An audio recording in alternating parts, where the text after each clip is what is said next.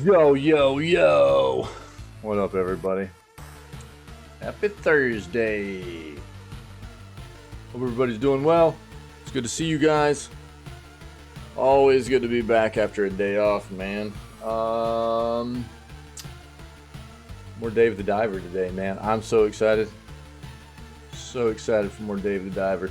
This game is a banger, dude. I had a great day. We only got like around 3 hours in the first day we played it on Tuesday. And I have been jonesing for more Dave the Diver. This game is cool, man. And I can't wait to get into more. But, of course, we've got to do what we do, man, which is video gaming news for today, July 6th, right? So we'll dive into that. I hope everybody had a great holiday that celebrated the holiday. And I hope you had a great day yesterday, you know? So let's go ahead and dive in here and see what we got going on for video gaming news for today, July 6th, all right? This is what we're jamming out to this morning. This is Loop Hero Vibes. This is the soundtrack for the game Loop Hero. It's a very cool, like, kind of, it's an RPG roguelike that has auto battling in it, but you've got to place these different tile sets on each map that is kind of randomly generated each time you start a new run. And different tiles have different synergies. They can do different things in the world, and they're kind of presented as like a deck of cards, if you will, or cards in your hand, and it's kind of wild. It's really cool, and I dig the soundtrack a lot. So if any of that sounds cool, then highly recommend you go check out some Loop Hero stuff, okay? Go ahead and pause that, and let's get into the news, baby. See what we got. I've got our date range set for the 4th through the 6th, so we can try to catch everything that might have gone down since I was away yesterday, and we'll see what we can come up with here, okay?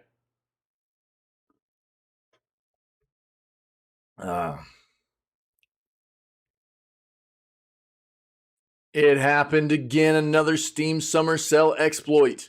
Is this clickbait? Steam drops 8 new free games, no subscription needed. See what's in there. 10 games, 10 Steam games for $5. Surprise Xbox Game Pass update adds one of the best games ever made.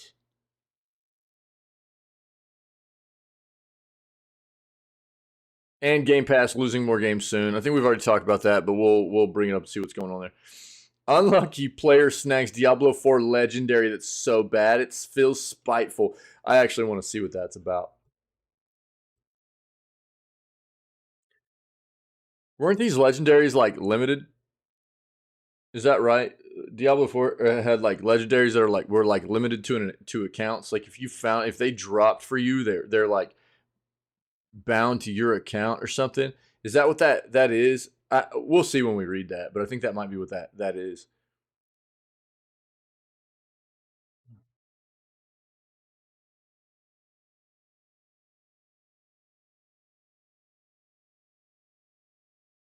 Red Magic's first tablet here to take care of your gaming needs.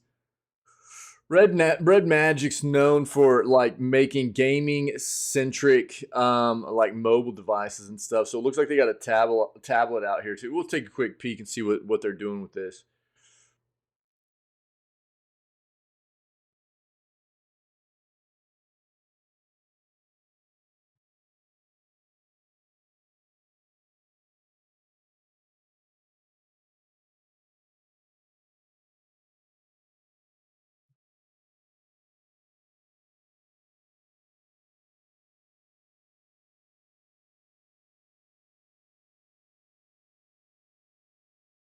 Court documents say a new PlayStation 5 Slim is releasing. We kind of already knew that was happening, but we'll see if there's any details in here, okay?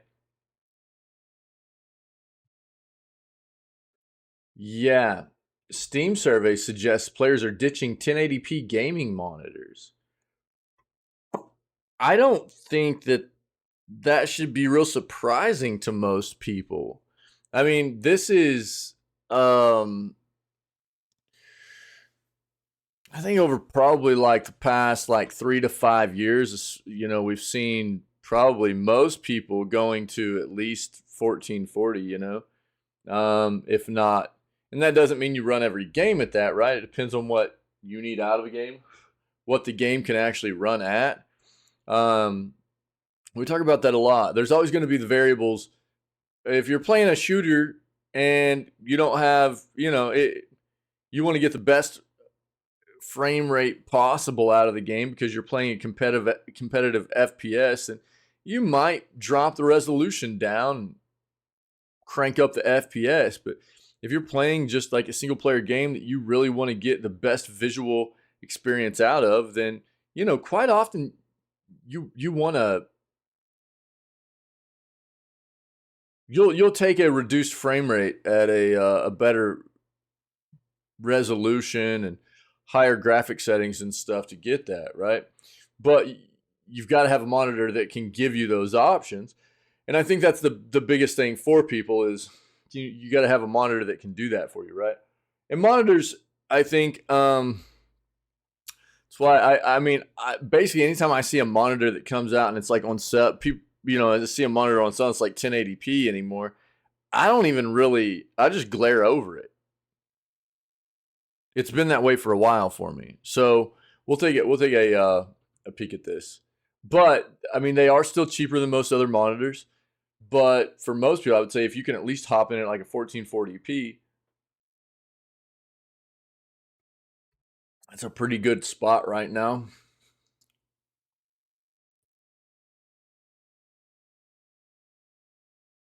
Now that we're friends again, is it okay if I pet you? Thanks, dude. My camera's messed up. Sayak just resubscribed for 20 months. Oh oh oh oh oh oh oh a a a a a oh oh oh oh oh oh oh a oh oh oh oh oh oh oh. Bro, that sucks. I was supposed to give you that sub too. I'm terrible. I'm sorry, dude. I totally forgot yesterday, man. I suck so bad. Dude, I'll get your next one, man. Remind me. I'll get your next one. I totally forgot, bro. I'm so sorry, man. You too, brother. I appreciate you, man. I hope you have a good day. Dude, I'm so sorry. Yo, I'll get your next one, dog. I know I owe you, man. All right, dude. Have a good day. Thanks, man. That was a good start to the day, brother. All right, man. Be safe, dude. Maybe we'll see you later, dude. What a legend, dude. All right, brother. All right, dude. Yeah.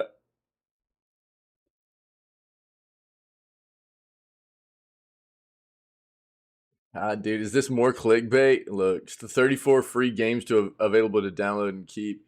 I keep seeing these games pop. I think it's because they get a lot of click. They're getting a lot of views, right? But so they're starting to be real clickbaity. These free Steam game titles, but a lot of what I'm seeing come out of it is like they're like prologue games, or they're games that have like mostly negative reviews and so on. And look, free games are free games, but it's not the same thing you're getting out of free games on a platform like Epic, where you get like 1 to 2 free games each week. And those games are pretty decent quality, if not great quality games. So I don't know. It's hard to want to dive into these, but I'm gonna put this up here and we'll see. Here, let me pull that out real quick. Put this over here. That's good. That didn't need to be over there. And we'll put this over with the other Steam stuff. Make sure we got all that together.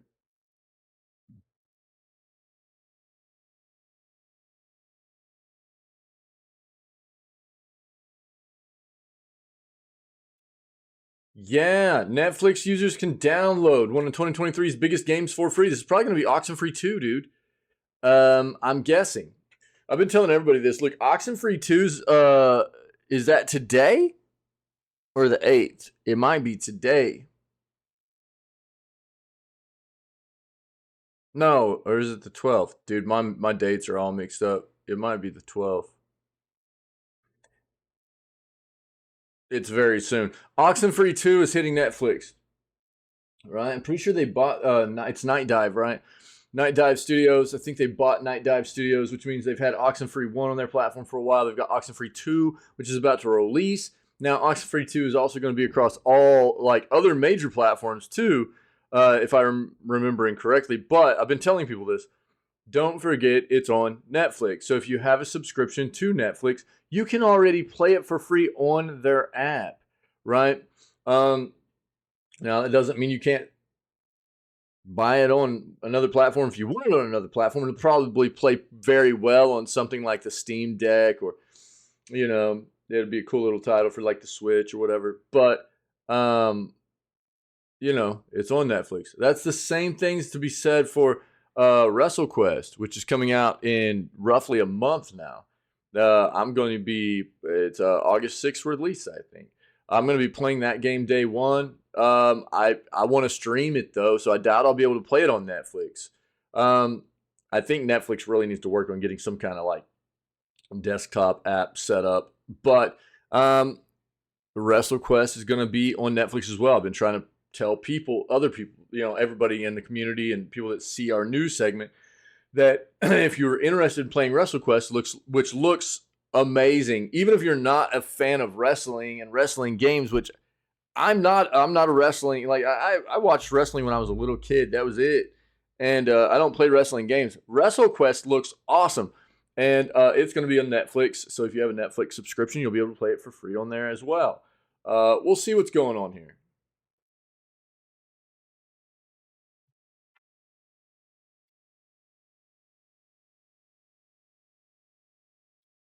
I think Prime Day is like the 13th and 14th or something like that. So we'll see what's bro, that resub TTS, dude. That was so good. That was so good. So we'll see what we got going on here.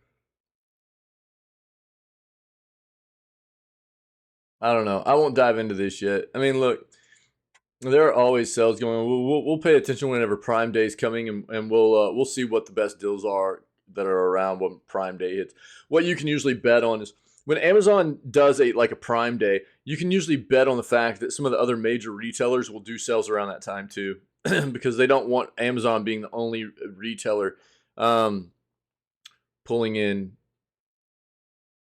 customers on big sales, right? So that's usually what these retailers do, is they play off of each other.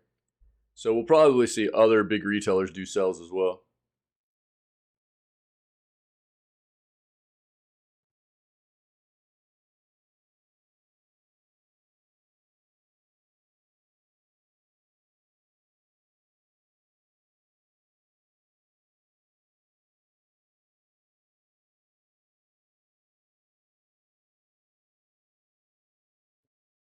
Yeah, generative AI in games will create a copyright crisis. It already is. It already is. That's why I've been saying for ever since AI really became prominent here over the past like half year. It's become a huge, huge deal over the past year. It's been around longer than that, but that's why I've been telling everybody. It's like these developers can't just be going, you know, like willy-nilly with using AI to just grab assets any and everywhere they can to generate AI assets for their projects.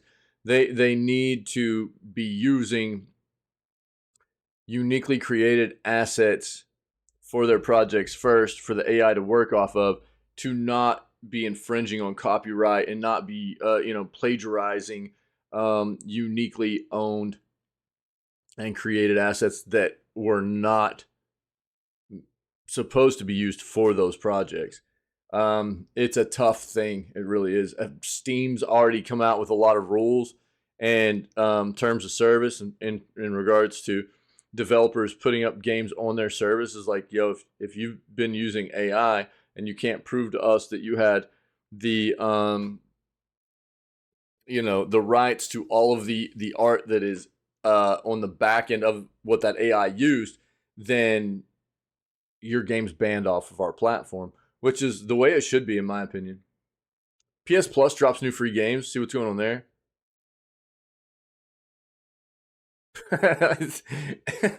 What is this about, dude? Xbox gamers tried to stop Marvel Spider-Man from being PS4 proprietary. I'm guessing first party PS4 game.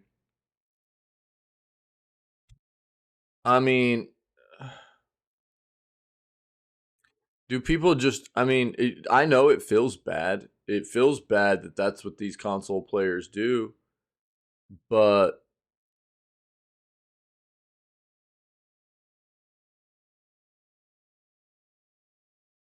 you're not gonna change it. What I'll tell everybody is that, hey, you know what you could do? You won't get it right away. You won't get these games right away, but you know where most of these games end up hitting if they're not going to hit on the competitor's platform? PC. Eventually, they come to PC. So, I don't know, man. Come to the dark side, baby.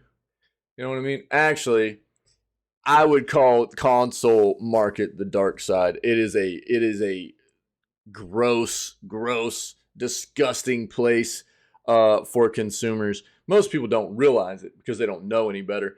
But it is a very, very, very, very, very gross place for what console developers do to their customers. Come play on PC, man. All right.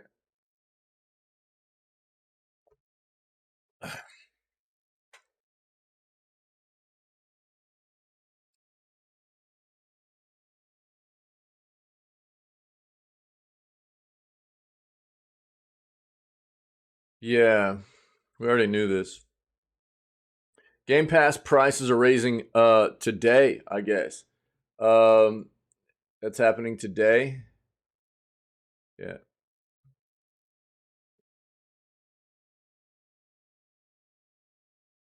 Yep.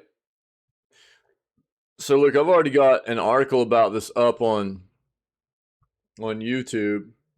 If you didn't know this was happening, it's here now. This started today.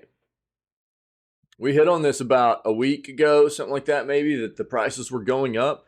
And there's a lot of backlash for it, you know? I mean, because you can see right here the monthly price of a Game Pass subscription for console goes from, $9.99 to $10.99. Game Pass Ultimate price goes from $14.99 to $16.99. And I mean, I think the reason a lot of people are what's up, Tin Win? What's going on, buddy? Did I even hear that? I don't even know if I heard that. Maybe I was talking too loud or something. I don't have my headset on. Did that pop off? What's up, buddy? So the happy Thursday, man. The a lot of the criticism comes in because Xbox has not had a whole lot of greats. One of the big pull-ins for Game Pass has always been and still is, getting those day one releases, which is what makes the subscription service so unique. They do a great job with always adding in new games and stuff like that too. But okay, good, dude. Sorry, I was probably just talking too loud. Well, I already talked about that too. I was getting to that, dude. Yeah. So that was going to be the next thing I talked about. It's actually in my video that's on YouTube right now. So people are disgruntled because they're like, how can you raise the prices right now whenever you haven't been releasing proprietary, like you haven't been releasing games for the service, like, and for Xbox that are worth us buying into Game Pass. Now you're raising the prices. And that's what I brought up too, was it's Starfield, right? So Starfield comes out in September. And so we hit an article that was literally talking about how much criticism they were getting for getting ready to raise the prices. And that's what I mean, you can go look at the video on YouTube. That's exactly what I said. I said, you know why they're doing it? They're doing it because Starfield's about to hit. Yo, what's up, Psycho? What's up, dude? Yeah. So I mean, do they deserve the criticism right now? Absolutely, dude. Absolutely, they do. that for the past year and a half, it hasn't been real great on the front of Xbox proprietary first party day one release games, man, for their subscription service, you know? It hasn't been fantastic. I mean, save for like maybe Hi-Fi Rush, you know? I mean, are there any big other ones? I mean, Xbox games, you know? There might be a couple of other decent ones, but I don't have a whole lot that comes to mind. There have been some bad ones.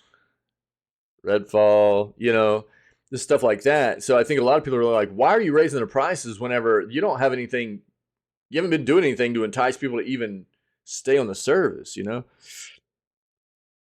Well,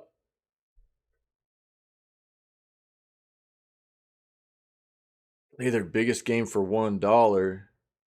What do you mean $1?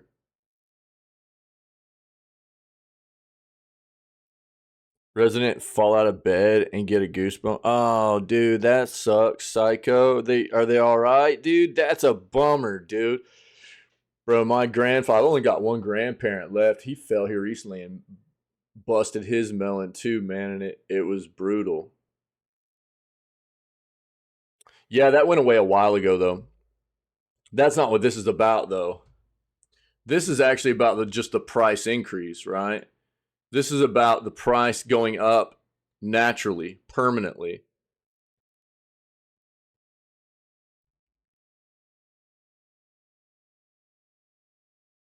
So that's what I was getting at. But yeah, I mean, you're not wrong. They did have that. That went away like a couple months ago, I think. Yeah, the whole $1 thing, you know.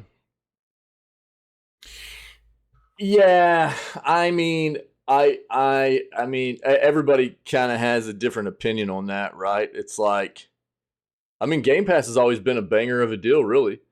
Even, I mean, I agree. I agree. I think that even if because so they tried to raise the price years ago, a number of years ago, anyways, and they got so much backlash that they pulled out and they were like, okay, we're not going to raise the price. So they haven't really done that. And it's a heck of a deal if you're getting enough gaming out of it, right? But that's what I tell people all the time about subscription services. It's all about like, are you getting your money's worth out of it, right? That's what you have to like. You have to decide for yourself. Are you getting your money's worth out of it? And I mean, for the like the you know $1 here, $2 here, um, it it might still be worth it, you know. But I think that's what a lot of people are looking at it like, dude, you guys haven't really done much over the past 2. That's why some people are looking at it. It's like your first party games haven't been bringing much to the table here over the past 2 years to warrant an increase in price, right? One second.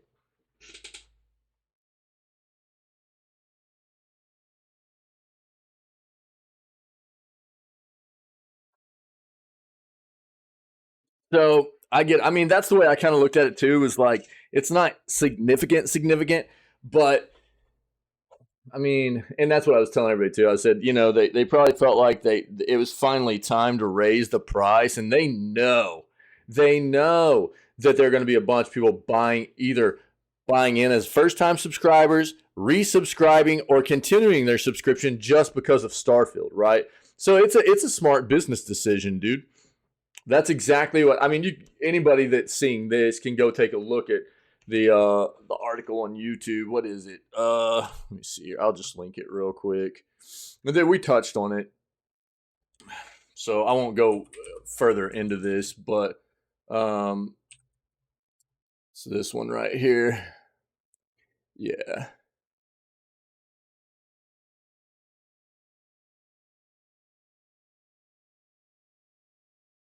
Yeah. So this is basically the same thing I'm talking about now that like I hit on more in depth here. It was like this thing.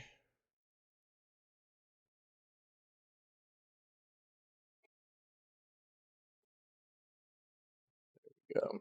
If anybody wants to see it, this is where we came across it originally that they like announced the price increase and stuff. This was like on a 24 June article that we found. So at the end of last month, right? Yeah.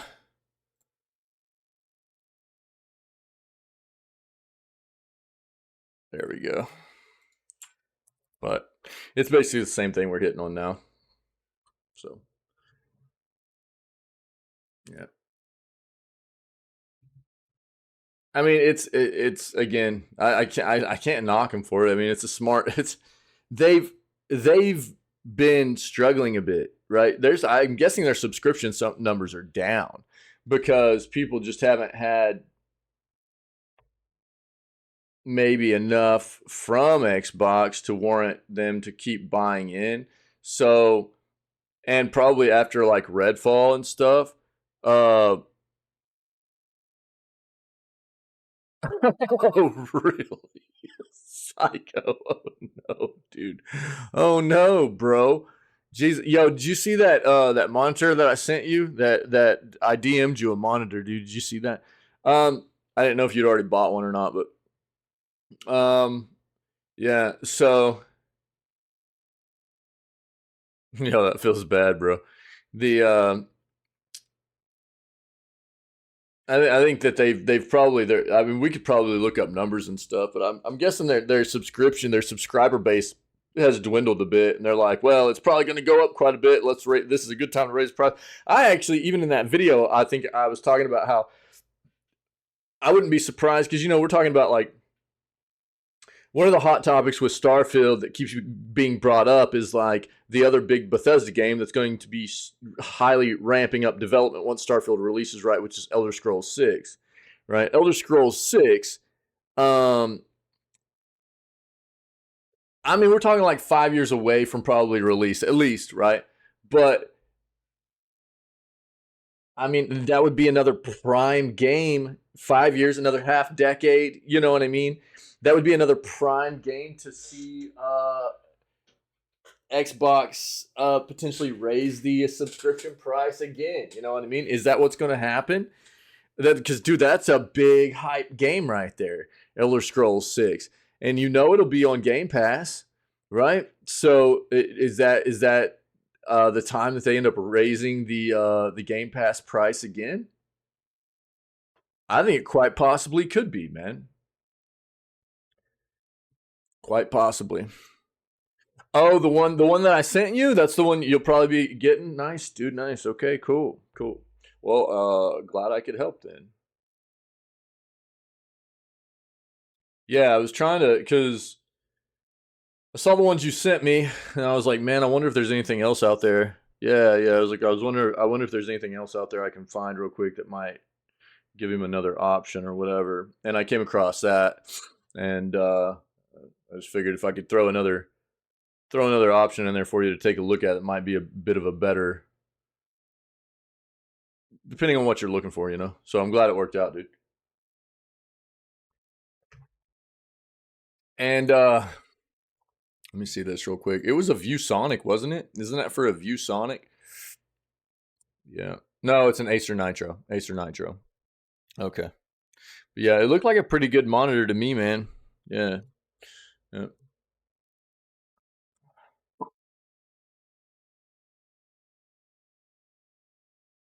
All right, let's see.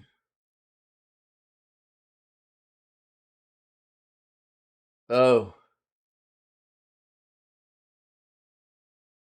new Game Pass titles for console, PC, and cloud have been announced. Don't we have some other stuff up here already or not?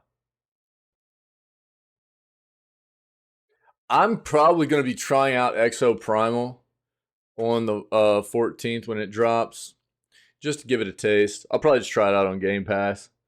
Speaking of Game Pass, I'll probably just try it on Game Pass because it's going to release on Game Pass and just see how it feels, We'll just put that right there.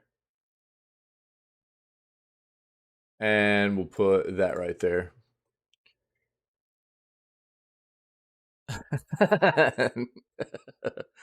uh,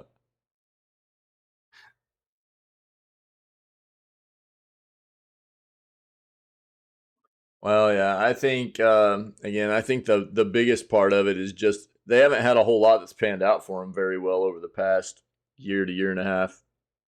So I think it's resulted in them losing subscribers. Look, for those that don't know, Xbox doesn't make money on. They lose money on Xbox Series S. They make roughly $10 to $20 on Xbox Series X. They don't make very much money. They probably actually lose a little bit of money on hardware all the way around. So they don't make money on hardware. They've never made money like somebody like Nintendo or PlayStation does on first party software, right? So for the longest time now, what Game Pass came out in like 2017, Game Pass has been their cash cow. That has been what has kept them as a big competitor in the console market. It's Game Pass, right? And the way they promote Game Pass is a big deal. You don't see other subscribe, like Sony has already come out and said, even after they revamped PS Plus last year in May, they even said then, they're like, we'll never release our first party games. We'll never release on our subscription service day one. It's a big difference. It's one of the big defining things that sets PS Plus and like Game Pass apart. Yeah. But Xbox has not had any good titles really over the past. I mean, not any. They've had very few notable good titles to bring people into that service, which is where they generate most of their Xbox revenue from, is Game Pass, right? So it just makes sense that they've got a big game coming out. There's a lot of hype about it. A lot of people are going to be buying into Game Pass for it. And a lot of people will buy that game outright as well, because there are just a lot of people that love Bethesda, man, And but there'll be a lot of people buying into the subscription service, either as new members or recurring members or whatever. And it's a good business move. You can't deny that. They know that people are going to be, the subscriber base is going to go up, right?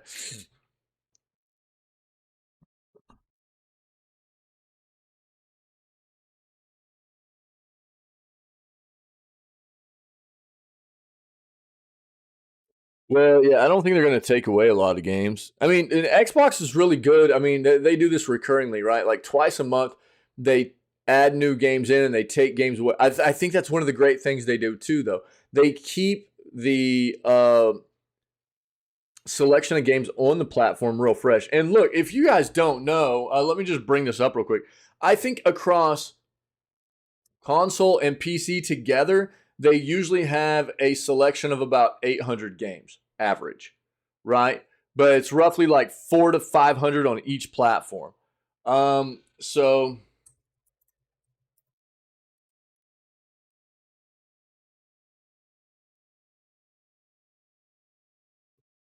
this is July 12th of last year, so this is a year old now.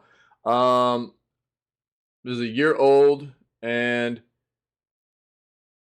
there were currently, a year ago, 477 titles available for console on Game Pass and 411 available for PC.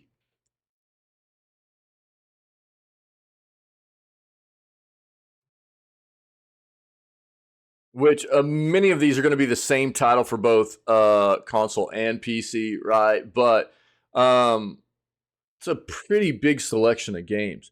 And again, they twice a month they cycle out these selections of games, so they do a good job with that. They're constantly taking games off that have been on there for a while, and they're putting fresh new titles in. So I mean, they know what they're doing with this, right?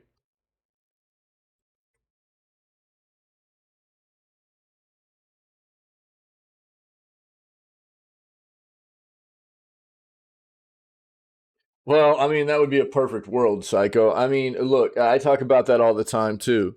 And I'll say this, dude.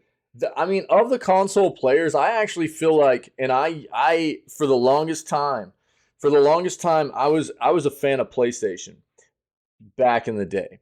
And modern times, I'm more of a fan of Xbox than I am of any of the other console players. I don't really enjoy any of them.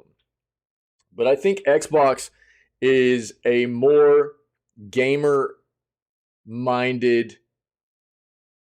They still have at least somewhat of a mindset aimed towards looking at their consumer as, trying to give back. They keep trying to find ways to give backwards compatibility, things like that. You don't see the other platforms doing that. It's all about how can we take that away? How can we make people double and triple dip? Now, but they still do a lot of scummy stuff too. You need to, if you want an extended, what is it, like the storage extension for the Xbox, you need to pay $200 for what you would normally on a PC pay like $60 for, stuff like that. They do things like the other console players do, making you pay to play online. Dude, I will rip console manufacturers forever for that. That's so flipping gross. They all have some of the same scummy stuff going on, but I think as far as if you compare and contrast all of them, I'm more of a fan of Xbox than I am of any of the other players. And I've always played all consoles, but I've really grown away from the console market just because of how gross they all feel nowadays. Yo, Vault, what's up, buddy? Yeah. I mean, I would agree with that notion too. Yeah. I think one of the big things that Xbox has going for them too is honestly, I think it's Phil Spencer. I think Phil Spencer is a tried and true gamer, dude, and I don't think he's afraid of showing that. It gives other gamers somebody that they can relate to at the top of that company. And I'll use an example that I've used before. Phil Spencer was asked last year before the end of the year. It was like around October, November time frame. It was about September, October, I think. He was being interviewed, and during the interview, they were asking Phil Spencer, like, what's the game you're most looking forward to playing right now? And he legit told them God of War Ragnarok. You will not hear the CEO of any of these other console companies say that they are looking forward to a first-party title from another console player the most. You won't see that, dude. You know what I mean? And to me, that just shows that Phil Spencer is not only, he's a very good business-minded individual, right? But it shows that he's a gamer like we are, dude. And he's not afraid to show that either, right? So to me, that's like, dude, we've got one of us that's at the top of that company. And for the other companies, I don't see that. I don't see I don't see a central, like an icon at the top of Nintendo or at the top of PlayStation. You know what I mean? That gives me that impression that goes, yo, that's a pretty good business-minded individual, but really he's just one of us. Really, he's just a gamer. You know what I mean? And Jim Ryan, yeah, I'm not a fan, dude. I'm not a fan. If you guys don't know who Jim Ryan is, obviously Vault does, but Jim Ryan's the CEO of, I think it's just Sony. Is it Sony as a? It's not Sony as a whole, right? It's Sony Entertainment of America, isn't he? America's branch of the CEO of America's branch of Sony. I don't know. I can't remember, but he's way up there. Yeah, he does all the PR for the the American side of the Sony stuff and everything. But he's like, I'm not a fan of Jim Ryan. Really, I'm really not. Yeah.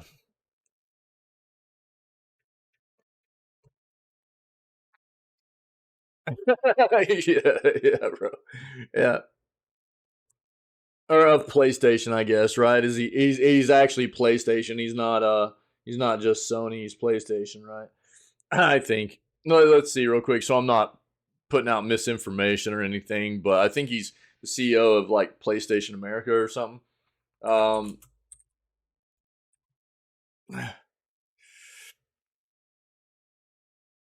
is he just the CEO of PlayStation? He's just the CEO of PlayStation altogether. He's the CEO of PlayStation all the way through. Okay, cool. Yeah, so there you go. I was close. Yeah, I was close. Yep. But yeah, I agree. I mean, for me, that's one of the reasons that Xbox feels a little bit better, also, as opposed to some of these other. And it feels like they're trying. They're trying to figure out ways to be better for the consumer and stuff, like the backwards compatibility and stuff. I think that goes a long ways for me. the backwards compatibility thing goes a long flipping ways for me. Um, that's a hugely gross point for me in the console side of things. That is and always will be a turnoff until they just absolutely get rid of it. I hate that fact. The fact that you buy something on a platform and it's just not yours forever. Like anytime they come out with another console, you have to buy it again and stuff. The way that like Nintendo's the worst, man. It grosses me out, dude. I hate that. Oh, Baldur's Gate and Starfield. Yo, Larian did a really smart move with Baldur's Gate 3 as well, man. Yeah. Let me read what you guys did. Yeah. You have to buy. Oh, yeah. Well, we all do, Psycho. We're all gaming addicts, dog. Yeah. I played like 3 more hours last night. My wife and we played like 3 more hours last night of It Takes Two. It's a good game, dude. It's a lot of fun. It's a lot of fun.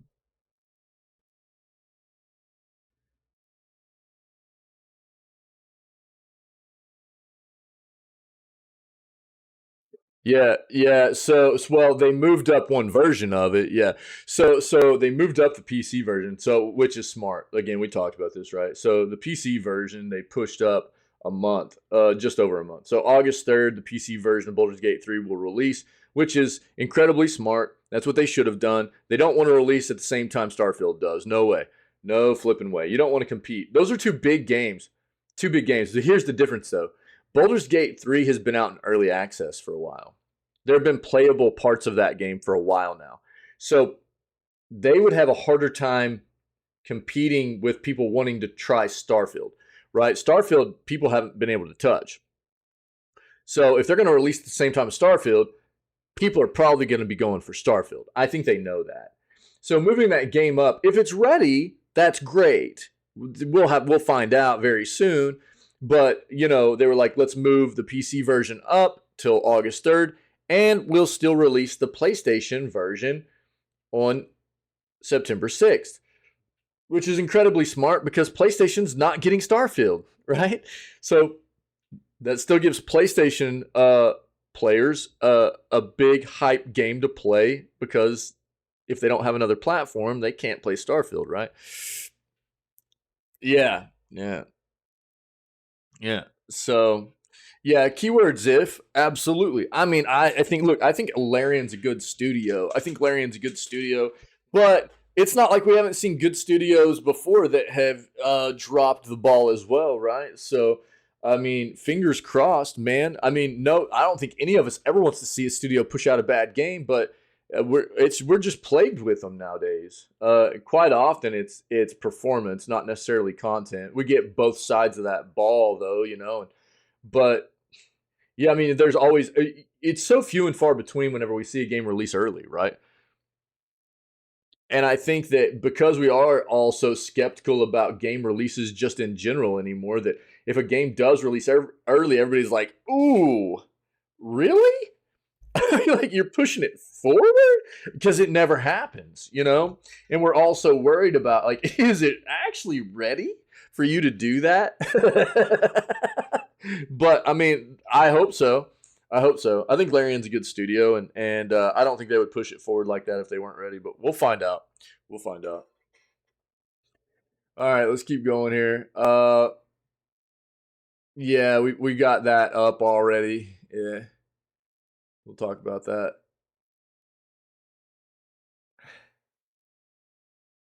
Yeah.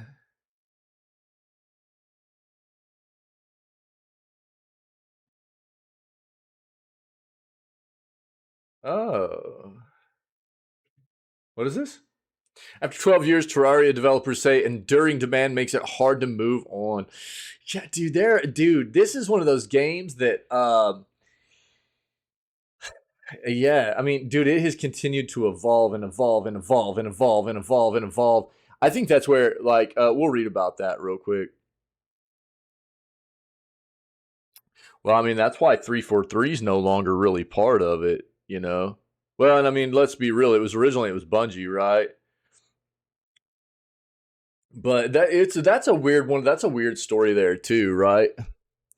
That's a weird. That's what you wait. What do you mean? Last time was Halo for what? A game getting pushed forward?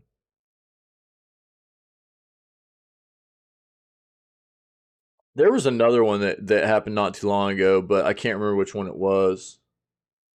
It got pushed forward, but I can't remember which one it was. Yeah, there's another one besides Halo, but I can't remember what it was. And man, I would have to do some real research to remember, but I didn't remember that one. I didn't remember Halo getting pushed forward. Halo, yeah, Halo. I think, yeah, I think a lot of people were okay with the state of the game on release, but yeah, I think you're right, man. Yeah, 343 had enough chances. Yeah, what's funny is that they got all butthurt about it too. It seemed like, So 343, we read a lot about that too.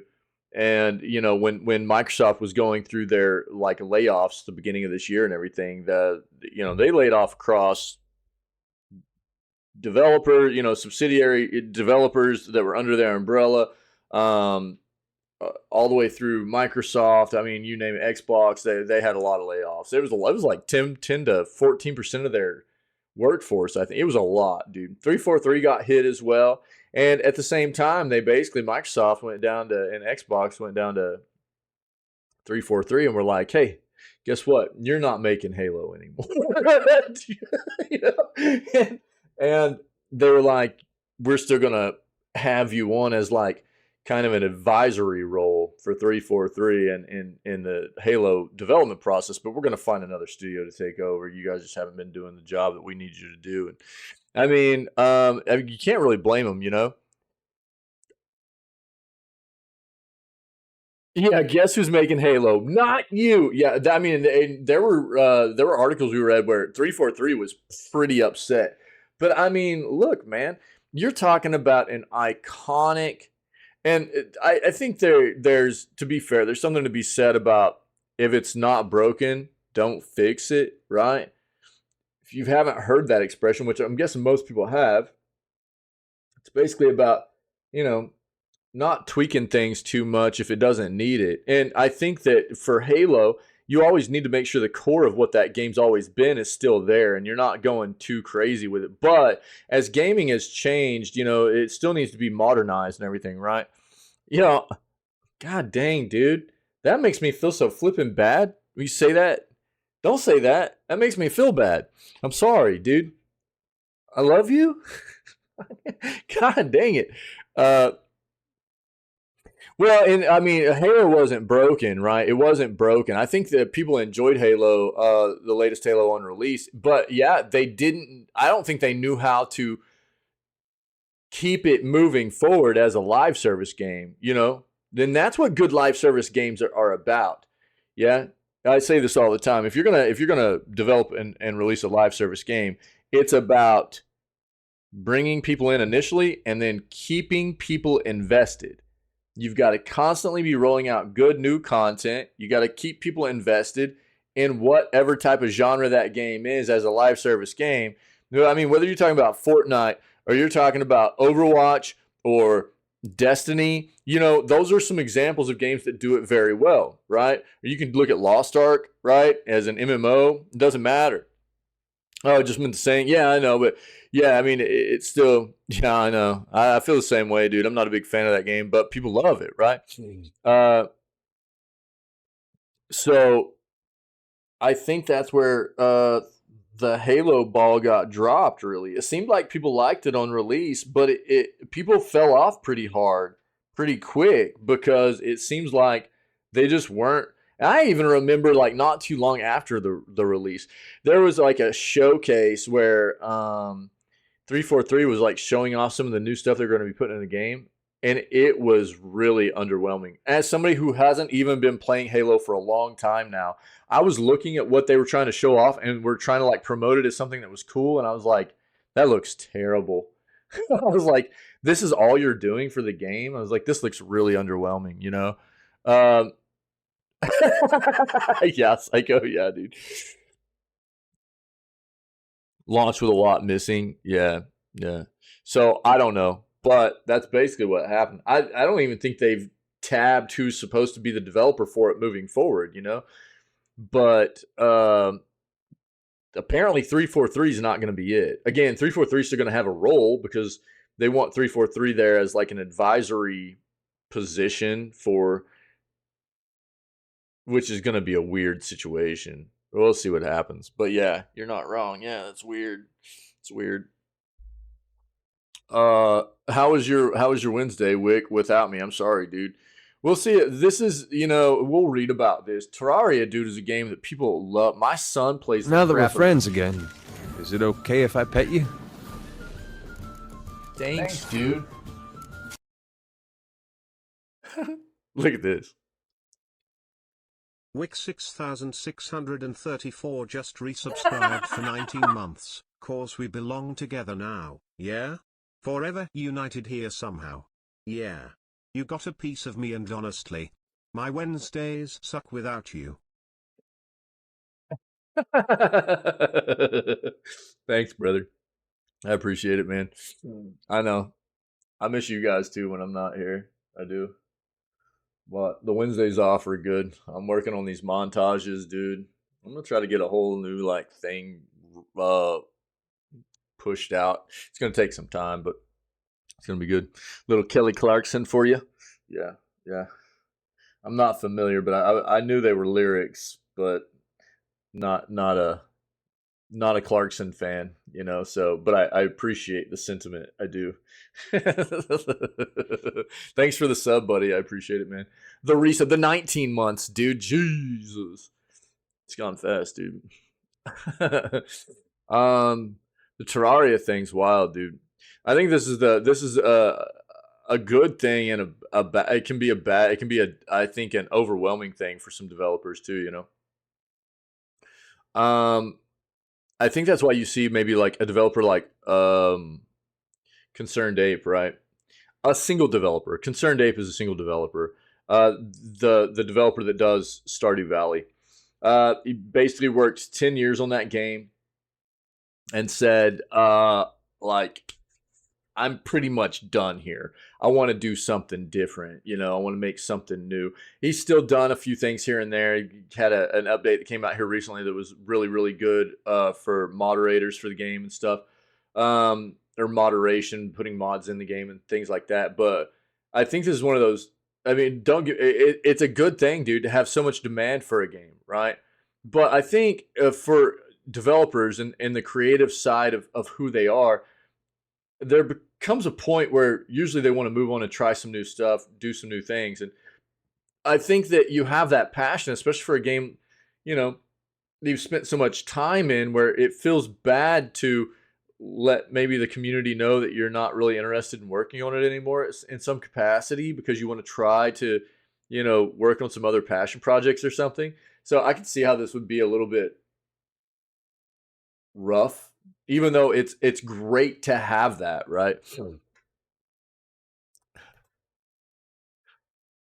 Like Zero Culture, put it in my Discord. Okay, so look.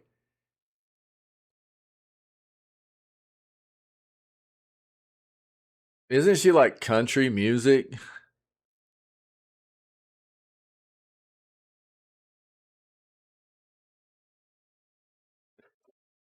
I went to town yesterday, dude. Used to be. That's all I needed to hear. Now you know why I don't listen to her, dude.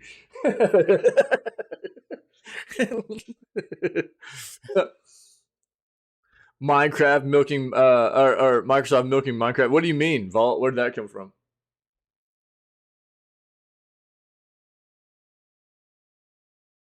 Yeah, this is appropriate.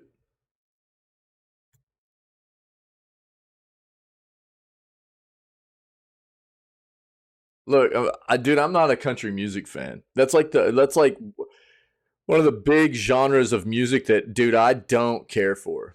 So if there's like somebody that was or is country music or whatever, I'm not really going to know much. Oh, so many spinoffs and updates. Yeah, but She doesn't sing about corn. It doesn't matter, dude. I'm just not a fan of the twang. I'm not a fan of the country twangy weirdness. It just doesn't appeal to me, dude. Country music just doesn't appeal to me. It's just not something I enjoy. So I don't listen to it, man. It's just not my thing. You know what I mean? I don't know.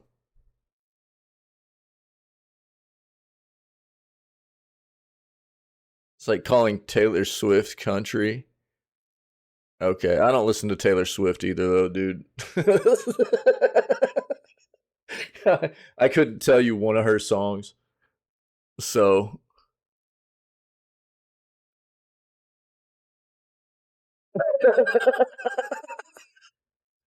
you know what I mean?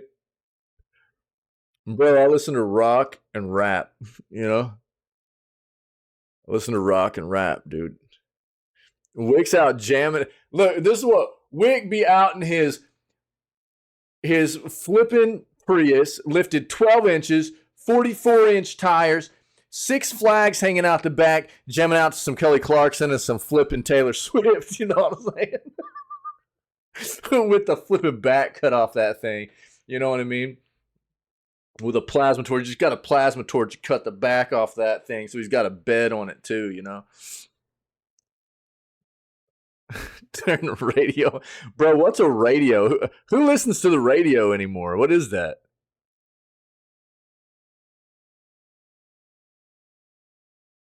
Is that the way that works, Psycho? Oh my god. um yeah. I didn't know where exactly. I mean, are you just talking about like because of what I was talking about with Minecraft or not Minecraft, but Terraria and everything, Vault? Well, I mean, that's a lot of the big games, right, Vault? I mean, a lot of the big games they take and they spin them off and they do as much as they can with them, you know. Minecraft, I'll tell you what, one of the reasons that like a game like Terraria and Minecraft has been so incredibly good is because it's not a super resource. They aren't resource heavy games, right? Yeah, make her sign a contract. You're putting her on like a almost like yeah. I see what you're saying, Psycho. Yeah, yeah. Talk about being old. Who listens to the radio anymore, Wick? What is that?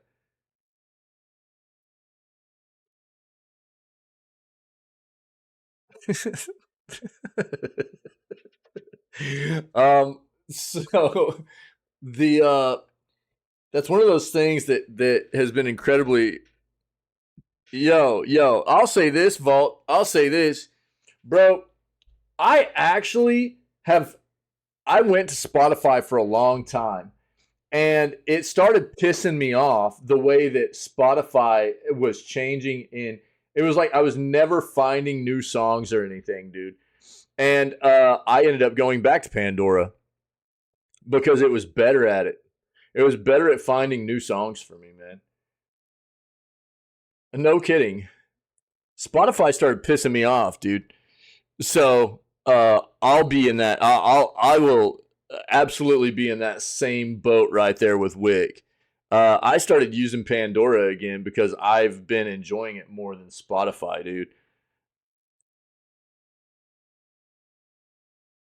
It was getting real annoying to me using Spotify. It was like I couldn't flip and get it to just give me random new songs anymore. It was just driving me nuts. It's like if I wanted anything new, I had to go like actually search for it instead of it just throwing me like random new songs every once in a while. Well, I don't give a crap, dude. That's the thing that like I don't want to sit there like I obviously like I get playlists created off the songs I like and everything, and I like to hear the songs that I like on those platforms. But if it's not occasionally throwing me something new in there too, so I can like broaden my playlist with maybe new artists and new songs and things that I like, dude, that's stupid. And Spotify got to where it was never, ever throwing me new music anymore. And I was like, I am flipping done with this, dude. I am done with this platform. So I went back and started trying Pandora again, and it feels way better, dude. Oh, for real? Yeah, I got Apple TV, a free year of Apple TV with my phone. Yeah. So I watched a little bit of Apple TV. Their platform's balls. It was terrible. Apple TV's platform was so bad, but I did get to watch a couple of decent shows on there. So, and it was free with my phone.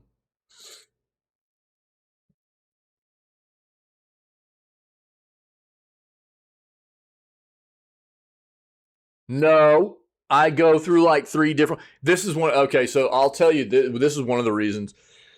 One of the reasons that I do actually only go through a few limited different soundtracks is because even with the gaming soundtrack stuff, there are certain songs in the OSTs that will show up that aren't actually in the games, and they'll get hit for copyright strike, dude. I've had it happen. So basically, what it is, there are a few soundtracks that I'm comfortable with. That's what it is. I'm actually gonna be buying some new ones here pretty quick. But not so this is there's two different things here. I know you're kind of trolling me a little bit, but there's two different things. One of it is like I want soundtracks that I don't have to sit here, like I can just turn on and it can run through the soundtrack, and most of the songs are pretty solid, right? And that's few and far between for video game soundtracks. The other thing is that I was just talking about. There's this weird situation where there'll be soundtracks where um, a lot of the songs will be okay, and then occasionally there'll be like one song in there that gets thrown in that's not necessarily um, heard very often in the game, or like only one certain part of the game, or something like that. But it's a song that'll get hit for copyright all the time. Thanks, dude. Appreciate that. And so because I'm always putting this content up on YouTube and stuff like that, there's a lot of that stuff that it like narrows down how much of the OST stuff I actually feel like I can use on the content. But I am going to be grabbing some new soundtracks here pretty quick on the summer sale, trying out some new stuff, and we'll see how it goes. Often Thai. I didn't eat Thai food yesterday. Yeah, I would love to have though. What did I eat yesterday?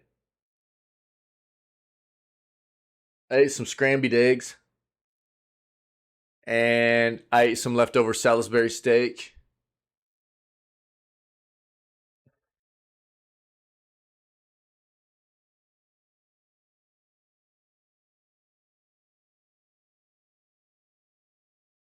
And I did a bunch of snacking because we played more It Takes Two last night. The wife and I played like 3 more hours of It Takes Two, which was a lot of fun. So I sit here and ate a bunch of chips and like the rest of my Oriental snack mix and stuff. Persona 4 OST, is it? Yeah. Okay. Let me see something. See if, do they actually have it on Steam? That's one of my other big things. Like, I like to have all the OST stuff on Steam. So if I can't grab it on Steam, I usually don't worry about it.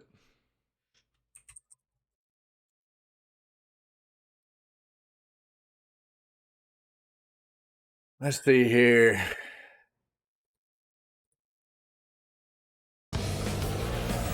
Shut your mouth.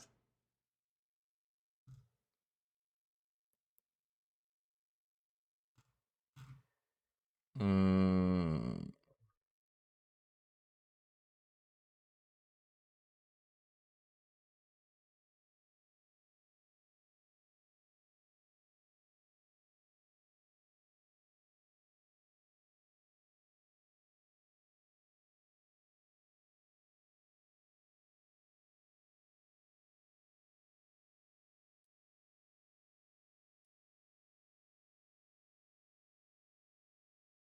Doesn't look like it, dude. I'm not seeing it. I'll have to look later. I'll have to look later. But it's not looking like you can just get it separately right there. But I'll have to look later. I didn't do an extensive one. Yeah. Let's keep going here. We got a lot of news to get through today. Yeah, we already saw this. Look, Red Dead Redemption got re-rated in Korea, meaning there's probably a remaster headed our way, okay? We'll just have to wait until we get official news on that front, but yeah, we'll see. We've talked about that.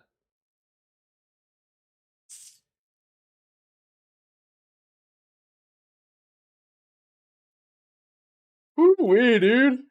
We've got enough of the free Steam stuff up. Can't wait for Super Mario RPG, dude. Yeah. Yeah. Oh.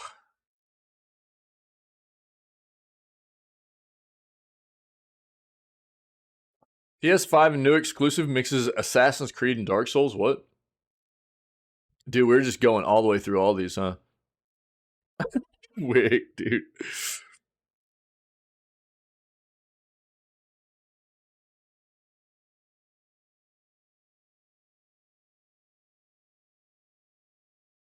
On YouTube, yeah, also. Yeah. I mean, the thing that is again, it's real intuitive for me to have the OSTs on Steam because it's like Steam's always up. I'm running a lot of other stuff. So for the stream itself to be like minimizing as much stuff as possible that I have to have up and running, and it's real intuitive and real streamlined for me to have the music playing through Steam. It makes everything real easy. If I'm having another, like a browser with, see, I've got enough browser stuff running already. If I have to throw another one in the mix just for music and stuff, I don't want to deal with that. I really don't. So I like to just have the OSTs on Steam if I can. That's another reason that I like. I just don't want to get into the mix of like having to find a bunch of other crap to run with all the other stuff I have going on. That's just me personally. OST, it's just a soundtrack. It's just another it's an acronym for a soundtrack. Soundtrack.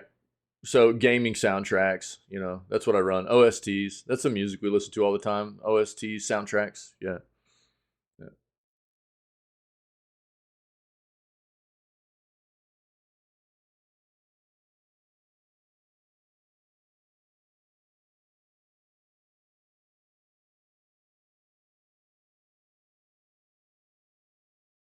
We've talked about all that, dude.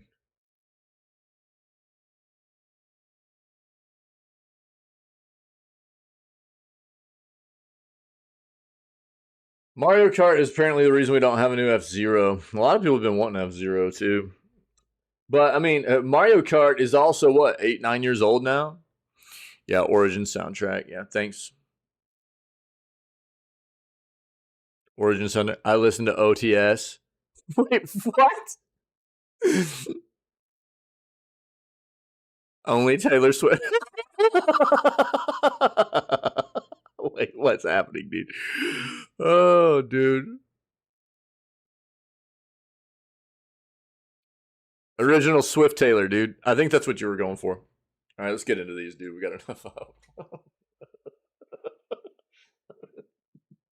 God dang, dude.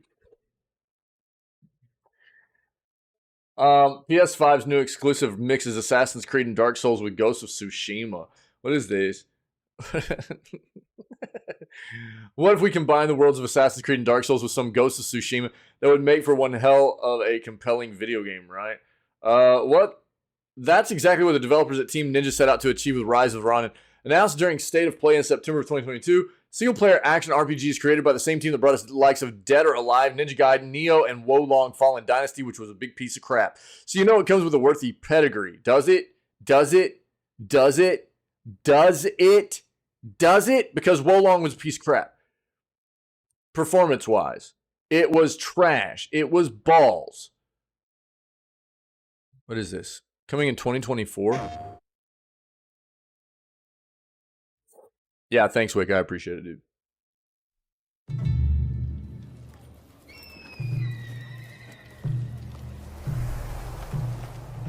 Yeah! Should have been a crow. I can't wait to play more Dave the Diver today. This game is so much fun.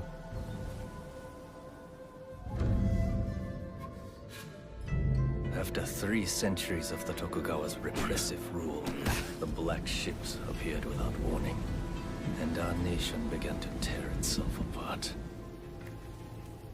Those who cleave to the past, those who embrace the new, and the Ronin, a warrior free of all masters and bonds.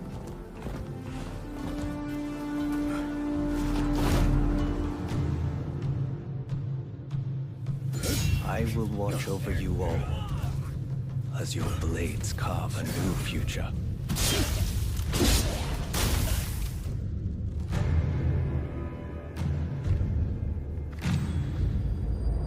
Your time has come. Rise as one.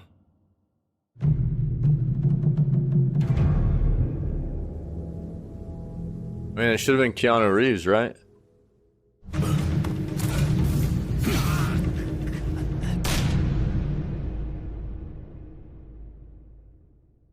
All right, all you Xbox players, go start up your petitions. You know, get your petitions going. You know, Rise of Ronin. It's a PS5 exclusive. That's grumble. So funny how like that's become such a big thing, and they like the news segment now. Set during the Edo era of 19th century Japan, Rise of the Ronin is set to depict the Boshin War between the Tokugawa shogunate and various anti-shogunate factions displeased with the Western influence. After the reopening of Japan following the Sakoku period, it will of course no doubt challenge the player's skill and resolve for even the hardened Soulsborne veterans. As reported by DSO Gaming via Reddit, it seems that the Rise of the Ronin will blend elements from not only the likes of Neo and Dark Souls, but also Assassin's Creed and Ghost of Tsushima.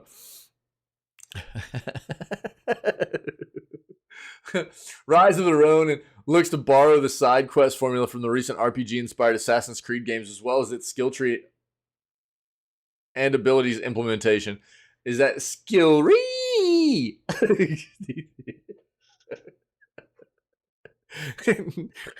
Skill-ree and abilities implementation. It also looks to take the challenge combat of the Soulsborne series with a theme not too dissimilar to Ghost of Tsushima. And it even has some romance options. So get ready for some Samurai McLovin. Oh, dude. Oh, let it have some like options in there for same-sex romantic relationships. That way everybody also loses their mind. That's what I want. I want every game to now give you the option to engage in same-sex relationships. That way everybody just loses their mind. That's what I need. I find it hilarious. Rating it 0 out of 10. Yes, it's not Xbox. What's more, leaked screenshots that not only reveal Rise of the Ronin skill tree, but also its map, which wouldn't look out of place from a AAA Ubisoft release. Hopefully the map won't be filled with the typical Ubisoft clutter, but I wonder if it's filled with towers to climb. Only time will tell. Yeah, it looks like they're thinking it's going to be PC and PS5 during 2024. We'll see what happens. If you want more out of it. It looked kind of cool, though. Probably pretty early footage stuff there, so a bit of a grain of salt there for what the game will actually be depicted as. After 12 years, Terraria developers say enduring demand makes it hard to move on. Not a bad problem to have. Yeah, that's what I was kind of talking about before when we first saw this article. Is like, it's got to be a bit of it's a good thing. It's a good thing, right? It's a good problem to have, where you've built this game that so many people love and they continue to want more and more content. But it's also got to be a bit rough as a creative mind, as a developer, and wanting to potentially pursue other passion projects and feeling like you can't get away from something like this, right? As Terraria's next major patch approaches, developer Relogic has revealed it's hard to move on and start a new project owing to the success and demand generated by the 2011 cult game. After 12 years, quote, after 12 years, the game still sells like hotcakes, said Relogic head Andrew Spinks in a Twitter post from his now deactivated account, as reported by PC Gamer. So much demand, it makes it hard to move on. Yeah. During its 12-year lifespan, Terraria has expanded significantly in scope thanks to a slew of patches and free content updates. It is now one of the best-selling games of all time, with over 44 million copies sold as of May 2022. It's also one of the most played games in Steam history, boasting a concurrent player peak of almost 490,000 players in May of 2020, with a current all-time approval rating of 97%. It is a banger of a game, dude. All good things must come to an end, and it seems developer Relogic's long and arguably heroic display of post-launch support could finish with Terraria's next major update, patch 1.4.5, or it won't. Only time will tell. The potentially final 1.4.5 update will see crossover content from the roguelite Metroidvania Dead Cells make its way to the game, along with a slew of other updates and improvements. Worth noting, this isn't the first time Relogic has sought to put a bow on Terraria's post-launch updates. In an interview with PC Gamer, Relogic's head of business strategy and marketing, Ted Murphy, pointed out the team had initially intended to end support with the game patch 1.3 back in 2015. However, the team had too many cool ideas and unfinished business, so to speak, to walk away from the game. 2020's Journey's End update represented another stepping off point, but that too was followed by a string of patches. Murphy now believes the time may be ripe to start work on a second project, which would allow the team to explore ideas that might not work or work as well in the current iteration and technology of Terraria. However, Murphy also didn't rule out the potential of subsequent updates. Felt that way before, so we do never say never. When will Terraria's final update truly happen? I don't even think we can say that with certainty. In June, Relogic revealed it had teamed up with Paperfork Games to develop a Terraria board game. Crowdfunded offering will expand the universe of Terraria by faithfully combining the digital game's biome exploration, character progression, base building, and epic combat with tabletop mechanisms. Interesting.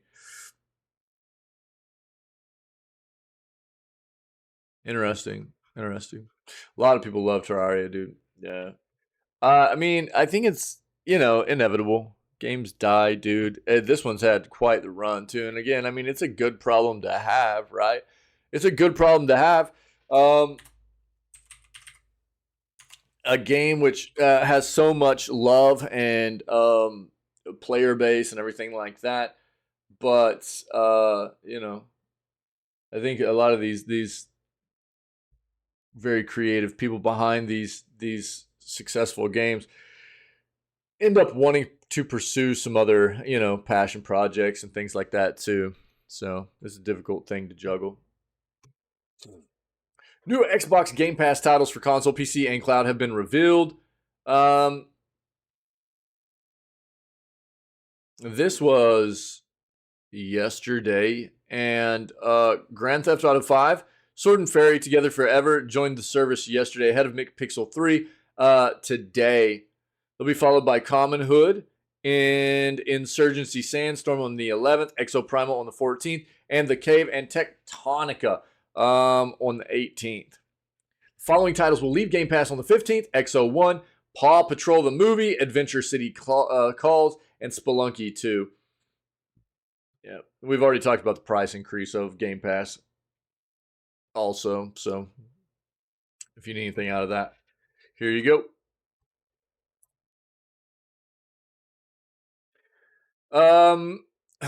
Game Pass update adds one of the best games ever made. This is probably what we already hit on this, yeah. Grand Theft Auto 5 is all they're talking about, yeah. So it's already on Game Pass if you're interested. Losing more games soon. We probably already talked about this also, but yep, that's what we just hit on as well. So all good. Netflix users can download one of 2023's biggest games for free. I'm guessing they're going to be talking about Oxenfree 2.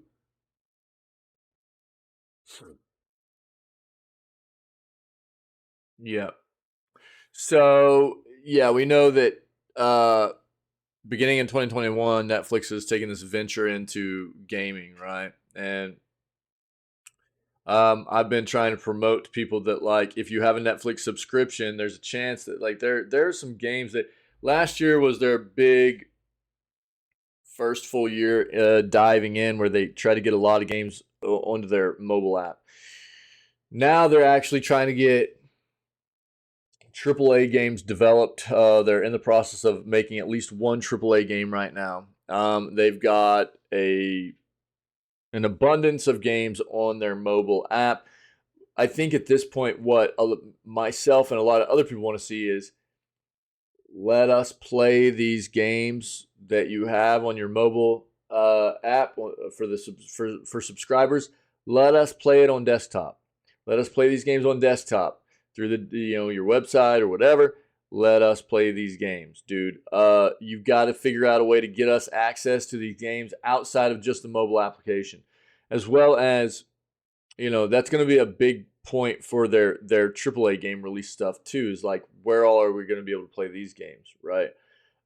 If we're subscribed, are we getting access to that or what? Well, that's something we're gonna have to find out. But I've been promoting this. Like, Oxenfree 2 is what they're talking about here. One of the latest additions to the subscription service, which will launch for later this month, will be the much anticipated Oxenfree 2 Lost Signals, and the highly requested follow-up to the critically acclaimed Oxenfree, which launched on PC and console in 2016.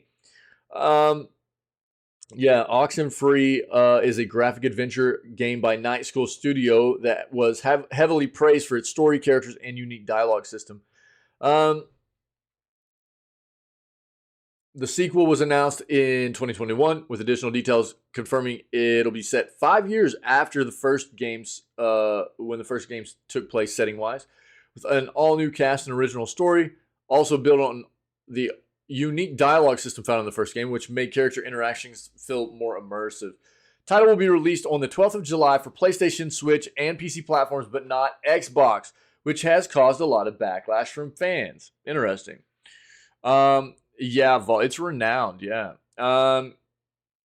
Netflix announced the game's inclusion in its subscription service in April, saying that subscribers will be able to play the game with a valid Netflix membership without any ads, additional fees, or in-app purchases. This is every game on their platform, by the way. That's one of the great things about, look, you're already buying into a subscription service, right? So you shouldn't have to, in my opinion, deal with any of this. You're buying into a subscription service, so if you're playing games on that platform, you shouldn't have to deal with any of this. And so far, Netflix is stuck with this. Hopefully, they continue to. But this was your trailer for Oxenfree 2, okay? Riley, obviously, it's being promoted through Switch here, but if you have a Netflix subscription, you can play it through that already. When it releases anyways, Jacob, in about 4 hours ago, a week. cult opened a 6 portal days. above Edwards Island. Riley, yes, but are we really the ones to do something about it? Have you seen anyone else around? We've been all over. We've seen different timelines, gone back to the past. We're alone. There is no one else. Riley, seriously, Riley!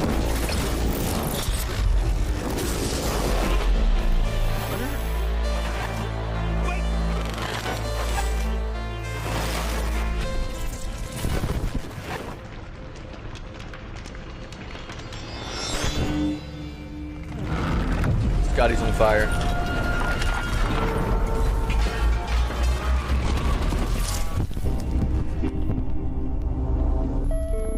There you go.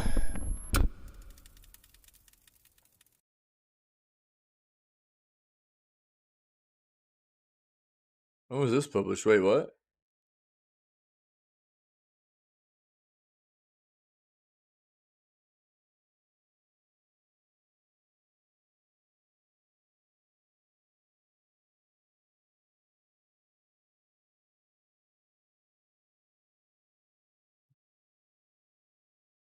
Oh, Ancient Enemy. This was a while back. Yeah. All right. So yeah, there you go. Again, this is not the only game that is coming out on Netflix to be hyped about, in my opinion. So Oxenfree 2 is a big one. But about a month later, well, a month from now, WrestleQuest is going to be available on this platform as well on Netflix. And it looks like it's going to be a banger of an RPG, dude. It looks like it's going to be a lot of fun. I really hope it is. I'm planning on playing it day one here in the channel. So, I don't know. I hope it's good. And I'm going to be playing it. And if it looks interesting to you, you can play it on Netflix. It'll be on most other platforms too. I think it's going to be on like all platforms. But it'll be on Netflix also. PS Plus drops new free games available to download now. Let's see what they got.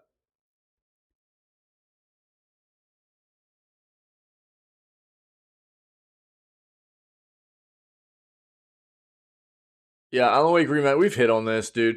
So basically for July, you get Alan Wake Remastered, Call of Duty Black Ops Cold War, and Endling Extinction is Forever.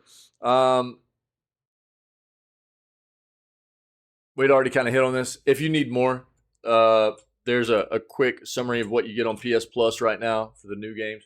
And it goes over what games went away here recently too, okay? So another Steam summer sale exploit. What is this, dude?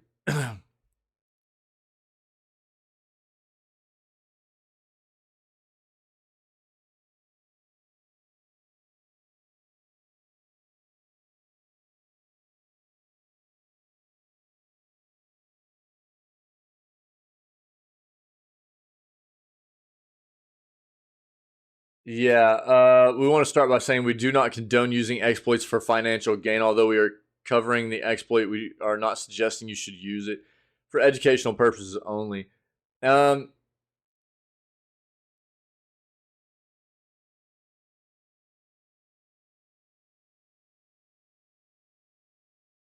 reluctant to tell you exactly how it works. We have to stress here that we do not recommend doing this. Put your account at risk, guys. Simply not worth it. So yeah, I would say that as well. Don't go do this. Okay? My advice is to not go do this. It's just an interesting article. I want to see what happened here. I will not be doing this. I don't recommend anybody else go do this, but I am interested in seeing what happened here. During major sales events, Steam gives out trading cards to people who spend money on Steam. As of right now, you can get one card per £7 spent on Steam. Exploit comes from spending a whole chunk of money to get around 100 trading cards to sell in the community market. If you were to spend enough money to get 100 summer sale trading cards, that'd be roughly £780, as the spiffing Brit demonstrates in a video linked above. What happens is the cards are listed on the community market. You get a refund on your large purchase, leaving you with the money that you have left from selling the cards on the community market. It's a slow and arduous process, but if you have enough spare cash and patience, then you can rack up a good £50 with a couple of runs. You will have to part with almost £800 each time, though. All that being said, the Steam Summer Sale has a ton of games with huge discounts. Don't try to game the system. Already saved loads on selection of awesome titles. We want to explicitly tell you this is not a good thing to do. It will violate Steam's terms of service. Leave your account liable to be banned if you're caught doing these exploits. This won't be hard because massive refund transactions seem to stand out. There were thousands of people that exploited the Steam Grand Prix 2019, still have their accounts in good standing. However, that exploit didn't involve you sort of stealing money from Steam, so we feel the severity has increased somewhat. You don't have to sell the cards for money. You can use the cards to level up your Steam account instead, which is far less severe than essentially generating cash from other users with items you shouldn't have anymore. Valve does have the right to refuse your refund. They could have already fixed it or are working on a fix for the exploit, all that stuff. So that's kind of interesting, man. That's wild. Steam drops 8 new free games, no subscription needed. Why is this already playing, dude? What? So, you're the new mayor. Shut up. Wake up, Steam users. 8 new free games just dropped, all of which can be downloaded right now.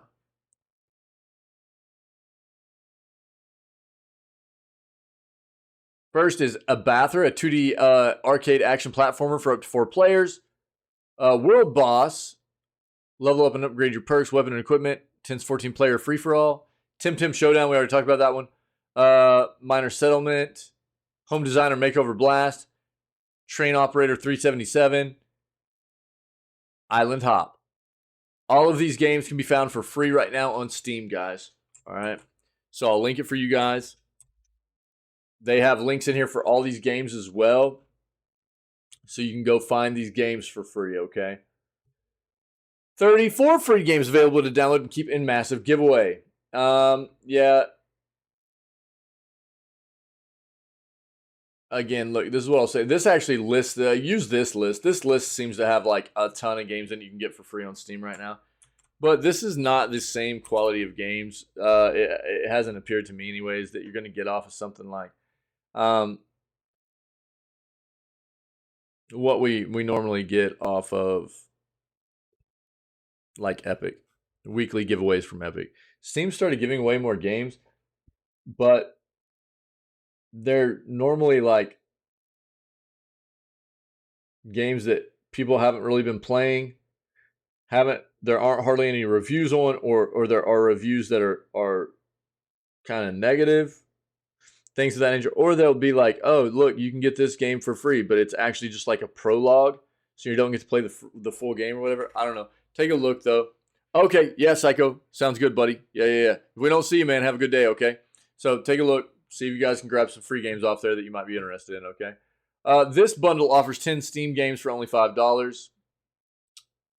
It's a Fanatical bundle. It's highlighting Styx games, which are like kind of stealth type games, right? Oh, excuse me. Build your own independence bundle. What Lies in the Multiverse, Redout, Styx, Master of Shadow, Styx, Shards of Darkness, Nickelodeon Kart Racers 2, Don't Be Afraid, Rebel Galaxy Outlaw, Samudra, Battle Royale Tycoon, Super Knight Riders, Redout Space Assault, Gymcraft First, Frostborn Wrath, Jetboard Joust, The Pit, Osmium Edition, Hyper Knights 80s Overdrive, Cook Serve Delicious 1 and 2 and 3, in between Rebel Galaxy, Fantasia, and Doomed Lands, okay? So I'll link this. You guys go take a look at Fanatical. See what that bundle's about. Don't think Steam's giving away a game in like a month.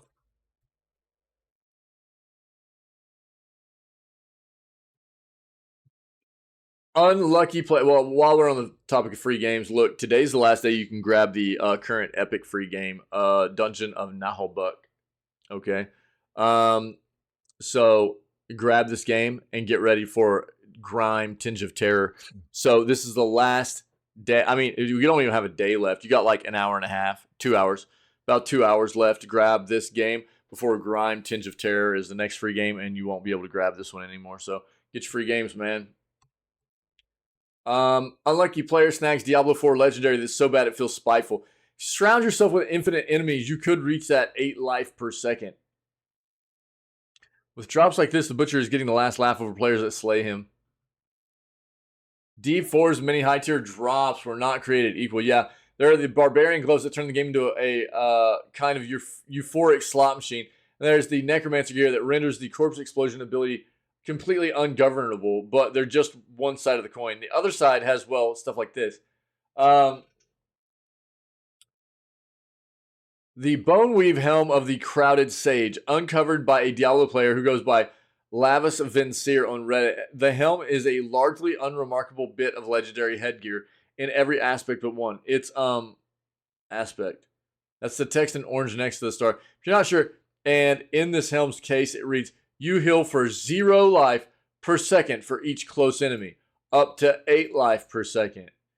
Well, how generous. You might think you're missing something here, but you're not. This item really does seem to provide 0 healing per second per nearby enemy, meaning you're never going to reap that sweet 8 life per second, even if you manage to surround yourself with a quadrillion enemies. When you think about it, pretty much every item in Diablo 4 has this aspect. They just don't include it on their descriptions. Or in the words of Reddit user JMadman311, just think, if you surround yourself with infinite enemies, you could reach that 8 life per second. There is a possibility the game is simply rounding to 0 from some vanishingly small decimal number. Yeah, that's what I was thinking. But that honestly might be even more insulting than the novelty effect of a flat 0. Worst part is that it was acquired as a drop from the Butcher, the fiendish and rare and occasionally large enemy who only sometimes pops up to menace players. I would think a special encounter like that would be guaranteed to drop an item that wasn't, risably awful, but I guess that's why I'm not a famous game designer. That's a pretty troll drop, dude. Seems to be a product of players acquiring the drop at low levels. Wasn't even level 10 before he got his new item, making it particularly weak when he found it.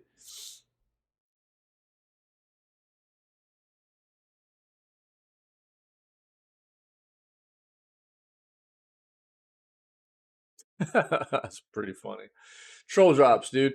Okay. So Red Magic is kind of notorious for making like gaming mobile devices, right? Their first tablet is here to take care of your gaming addiction. While companies like Lenovo have decided to stop releasing gaming phones, Nubia seems to be doing a lot better since ZTE's gaming brand has just announced 2 new powerful gaming smartphones and a gaming tablet.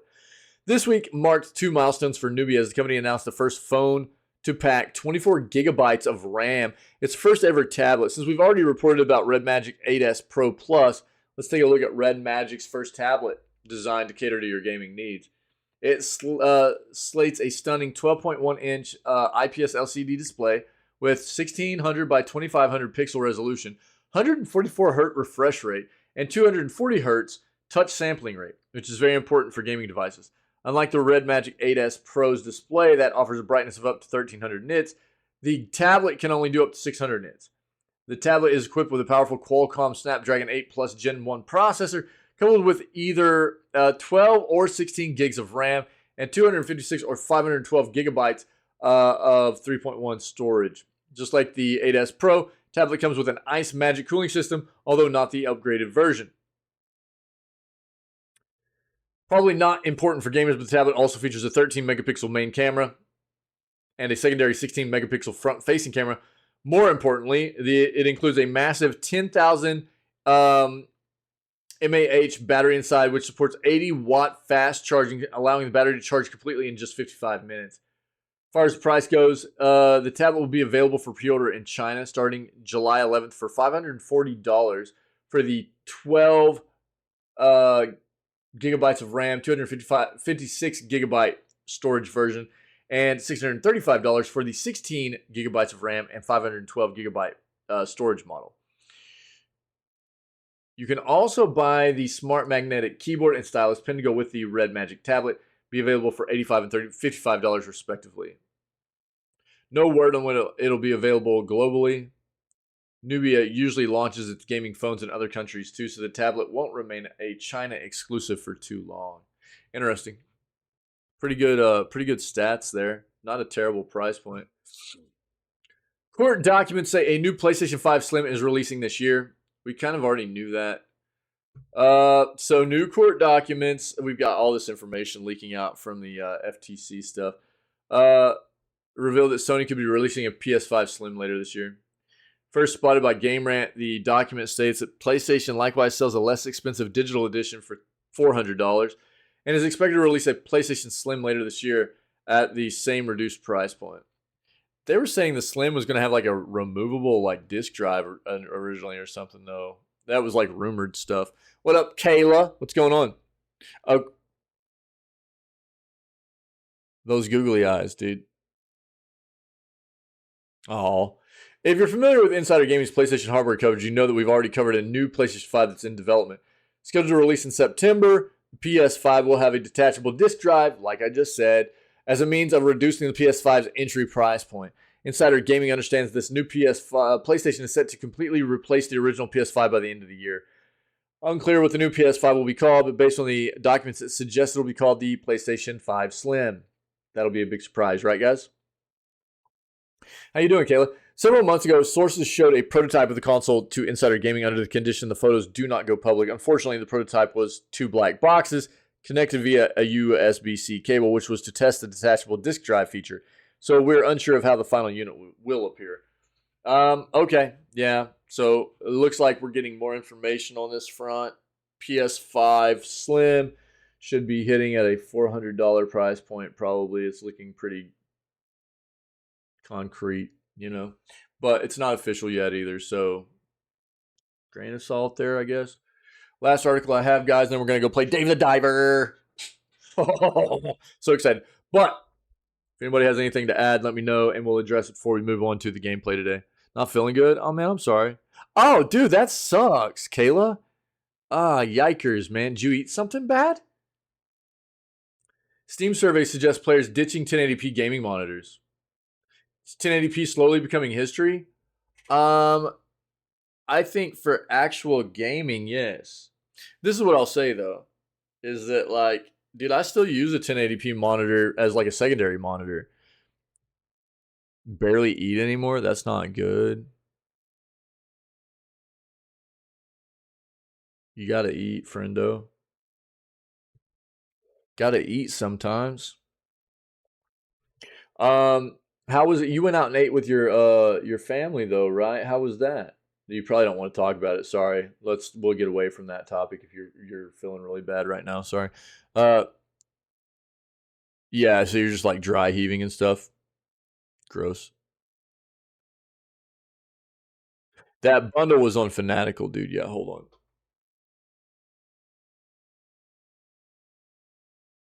Explosion. Yeah. Check it out. Yeah. Fanatical always does bundles, dude. If you go like, so I'll link just their store page. I said, so you're probably just like dry heaving mostly and stuff, or just throwing up like water or whatever. What little you have in your stomach, that feels terrible, man.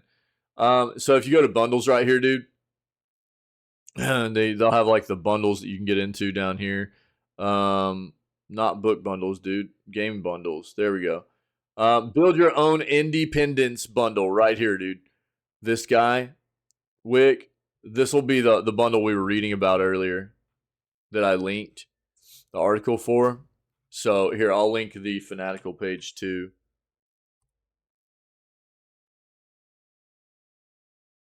Oh, yeah. So these Fanatical I think it's always Steam keys, dude. So all these games that you buy on here will be Steam keys, man. Yeah. I don't think they do keys for any other platform. And you can actually they always do sales and stuff too on like some of the games that are coming out, bigger games like you can see. And it's always Steam keys, dude. Yeah. So even on their main page, they'll do like sales on certain games and stuff. So you can just take a look at that. But they do bundles and everything too, man. I've purchased some games off here. It's legit. It's legit. Yeah. It's a legit site, man. Um oh yeah, no, I was just saying because you said you were gonna go eat with your family the other day, but I was like, oh, you probably don't want to talk about that. That's all it was, Kayla. Yeah, yeah. So we'll just stay away from it. You probably don't want to talk about it if you're not feeling well. So again, the 1080p monitor stuff is like, I don't think they're gonna go away. I mean, the thing that's nice about 1080p monitors is that it's a much lower price point now than what you'll get on something that's like, or it should be anyways. Quite often it is. Much lower price point. There are always going to be variables, but much lower price point usually with a 1080 resolution than something with like 1440p or especially 4K, right? But there's always going to be other factors for the monitor itself as far as like, what kind of panel it is, what the refresh rate is, things like that, that take the price up or down. And honestly, I think 1080p monitors are still going to be around for a long time because they're great just to have as like not your primary gaming monitor. For anybody that runs multi-monitor setup, 1080p is fine for anything, in my opinion. Anything that you're not going to be like doing media on, right? I've got 1080p monitors that I use for stuff all the time that aren't for like gaming or watching movies or whatever, and they're great. They're fantastic. 1080p, 144 hertz, fantastic, man, and low price point, right? So I don't think they're gone, but if you're doing any kind of gaming or entertainment or whatever on as a primary monitor, I think most people are moving away from 1080p. Went to breakfast on Tuesday. I hope it was good. I don't want to get you stomach upset or whatever. I hope it was good. Latest Steam hardware survey is in, and Valve's figures suggest the gaming PC wins are changing. While the majority of players are still using the now 7-year-old GTX 1060 playing games on 1080p monitors, reason to believe that a resolution revolution is on the horizon. That latter part sounds like a Red Hot Chili Peppers album, but I'm sure you get the idea. Not to sound dramatic, with PC gaming, gaming PC scene is developing somewhat of a problem, particularly in terms of performance expectations. For example, if you're unfamiliar with the realm of high-spec rigs, you'd perhaps think that you can grab a graphics card for around the same price as the PS5 and match its performance using the best gaming monitor.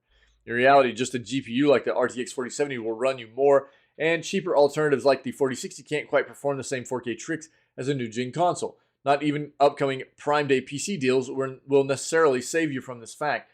As while we may see a few premium graphics card discounts, you'll still have to fly uncomfortably close to the 4-digit price, son. Naturally, that means that many PC players sort of have to stick with 1080p gaming monitors out of performance necessity rather than preference. You act like the only thing there is like 1080p or 4K. That doesn't make sense. No. Naturally, that means that many PC players sort of have to stick with 1080p gaming monitors. And it's out of performance necessity rather than preference. Don't get me wrong, there are esports enthusiasts out there who will be playing FPS games at 1080p to boost performance. Boost FPS, yeah. A chunk of Steam users out there will simply be looking to play PC games with what they can afford. Simply put, if those same people could pick up a 4K GPU in 2023 for less, they would. There's a solid premium price barrier surrounding ultra-high def resolutions.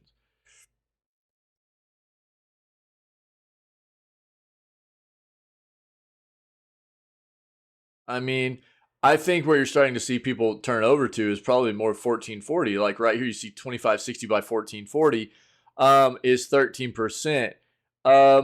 But I mean, it's that's what I was saying before too. It depends on what genre of game you're playing, what you're trying to get out of it. If you're competitively playing in an FPS game, then you're going to downscale your resolution to something like 1080 and get the most frames per second you can out of it, because that's what you need to be competitive. But if you're playing like a single player game that just has amazing graphical fidelity, you want to squeeze every ounce of that out that you can. So you're going to up your, you're going to push the best resolution you can out of a monitor while also pushing the highest, graphical fidelity out of the game that you can, highest graphic settings, video settings and stuff. So, I mean, I guess my advice to people would be, if you can get a good deal on a monitor at 1440p or even 4K at a decent refresh rate, I always look for something at least like 120, 144 hertz. Then you're setting yourself up to be able to downscale as needed for whatever type of game you're going to play and for whatever your hardware can push, right? So, whereas if you just go with something that can only push 1080p at 60 frames, you're not going to get anything more out of that, right? But I mean, budget always plays in and everything too. So if you found a good price on a monitor that could push, say, 1440p at 144 hertz, and you wanted to downscale to 1080 on a competitive FPS and really make sure you're getting the most out of the frames and everything, you can do that as long as you've got the hardware to do it. And, in the future, if you don't have a graphics card right now that can push, 1440p at ultra settings or whatever, in the future, you might end up getting a graphics card, and then you've already got the monitor that can do that for you, right? That's what people have to understand about the way PC works. That said, players are apparently managing to make the leap from 1080p to 1440p and 4K. Steam hardware survey figures for June indicate that 2.33% of storefront users have ditched the latter resolution, opting instead mostly for more pixels per inch. I say mostly, but the figures appear to also reflect the fact that more people are playing on handheld PCs like Steam Deck and Asus ROG Ally, which are better suited for resolutions like 720p. The percentage above doesn't sound massive, but when you consider the fact that Steam has around 120 million monthly users, it's perhaps larger than you'd think. Theoretically, it means somewhere in the region of 2.7 million players made the switch from 1080p to something else in June alone, a large number of which are now seemingly using 1440p and 4K gaming monitors. Of course, the switch from full HD to what's commonly referred to as ultra-high def or ultra-high definition isn't surprising, especially given that new graphics card models are now readily available. High-resolution screen prices are also normalizing, and with Amazon's big yearly sale just around the corner, we'll no doubt see plenty of Prime Day monitor deals pop up to entice players. After all, if you're looking to upgrade your display, it'd be wise to at least consider picking something up that can punch a bit harder than 1080p. I mean, look, man, I actually found something. Our buddy Freak had been looking for a new monitor. I just found this yesterday. I probably should have put it in gaming deals too. I'll throw it in there. But I found this yesterday and was like, this might work for you, man. So just because we're on the topic of monitors, I found this on, bro, what the crap? That's not okay, dude. Just Copy the link, dude.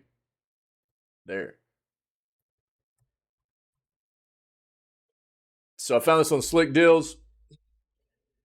Not a bad price here. It looks like it expired already, but there are a lot of deals like this that are coming out. You know what I mean? And I highly recommend everybody like do your own due diligence. Make sure what you're getting the best bang for your buck for whatever you need out of whatever you're buying. You know what I mean? But really, I'm starting to see a lot of deals like this where you just get like I mean, this is a 31.5-inch curved 1440p. 144 hertz, 1 millisecond gaming monitor, man. And you also got another $20 off with promo. It's I think this was through Newegg, yeah, Newegg, and that's a solid monitor stat line there, man, for just over $200. Pretty solid monitor. And is it 4K? No, but it's also, you know, it's 2K. It's above 1080p. And you're getting that 144 hertz out of it, and that's a 31-inch curved monitor, and that's a pretty good deal, man. You can find a lot of these online right now. A lot of deals on monitors and stuff. True, what's going on? How you doing? So I don't know. I think that what another part of it is that like there's just been 1080p monitors out there everywhere for so long that people just continue to use them. I mean, there's no real reason to upgrade unless you're like if your monitor dies, then yeah, you probably look to upgrade, or if you just got some extra money laying around, you probably look to upgrade, or you know, if you're building a new rig, then you might take a look at being like, oh well, if I'm building a new rig, then it's probably worth looking and seeing if I can just get a new main monitor and use the ones I have as side monitors or whatever, something like that. It's usually the way people do it, you know, but quite often, you know, monitors last a long time as long as they're taken care of. And 1080p monitors, they get handed down and reused and stuff like that. So they'll continue to be prominent.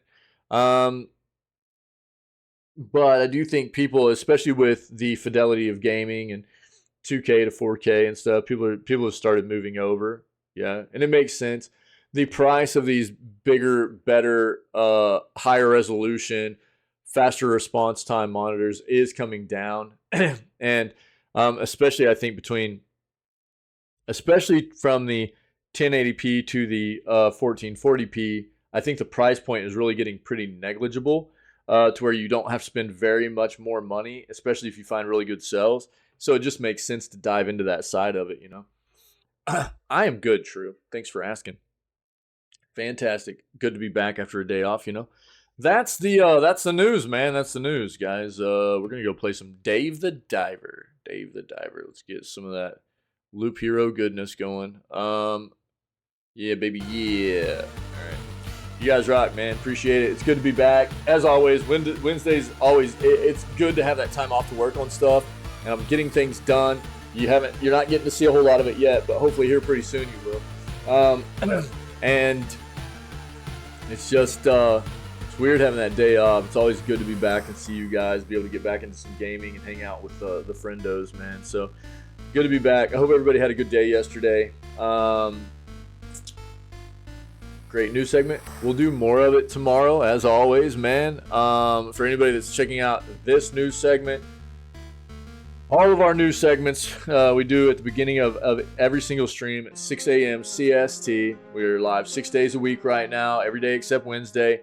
So all of those news segments get put on YouTube afterwards, and some of the more prominent, important parts of the news segments will even get clipped out, put on YouTube, and as well as Twitch. All this stuff is on Twitch as highlights, and YouTube as VODs, and as well as playthroughs. We play games all day long after the news segments. So the games we play, they get put up as episodes for the entire playthroughs. They're cut into episodes for each day that we play, and just fun, funny clips and highlights and stuff that happen. You know, all that stuff's out there too. So if you're enjoying this, go check out some of that other stuff. See if you like it, and you know, if you do, then I would prompt everybody to come hang out with myself, the rest of the people that are part of our community here. They help. We got a lot of amazing people that are just a huge part of making this such an amazing spot for all of us to be all the time. We'd love to have other like-minded individuals come be a part of what we do. So, I don't know, 6 a.m. CST. We'll kick it off tomorrow. Another video gaming news segment and more Dave the Diver for July 7th. Other than that, you guys stay healthy, stay safe, be kind to one another, and I can't wait to do it again tomorrow.